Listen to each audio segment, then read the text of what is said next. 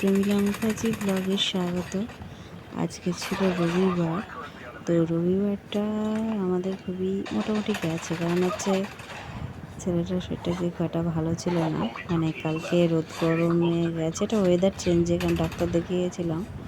তো যখন যাচ্ছিলাম প্রচণ্ড ভিড় ছিল, আর গাজন তো আসছে, তো সেই ক্লিপগুলো তুলেছি। আর আজ বাদবাকি কিছু তুলিনি, যেহেতু আমার এটা একটা পেশা হিসাবে নিয়েছি।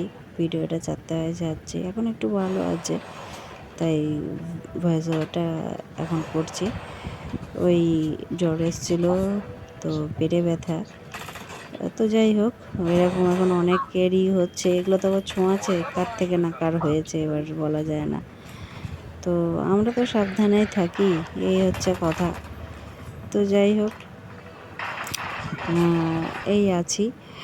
তো রাস্তায় প্রচণ্ড ভিড়, সবাই তো ছেলে মনে হয় কেনাকাটা করছে বলে, ধরো তো পয়লা বৈশাখ তো চলেই এলো, সেজন্য প্রচণ্ড ভিড় রাস্তাঘাটে।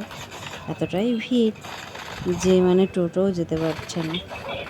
তো ক্লিপগুলো তুলেছিলাম রাস্তা যেতে যেতে, আর যাচ্ছিলাম এমনি ক্লিপগুলো তুলেছিলাম। আর আজকে আমি কিছু শেয়ার করলাম না সারাদিনকার রাস্তাটাই। আর এ দেখো, সবাই শিবের গাজন যারা করেন তারাও ওদিকে সব মানে ঘুরছেন। তো এখানে সব জামা কাপড় এগুলো সব দোকান।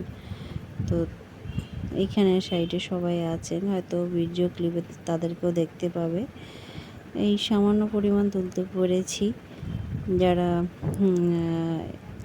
এই সময় শিবের গাজন করে, সন্ন্যাসী সাজেন এইসব।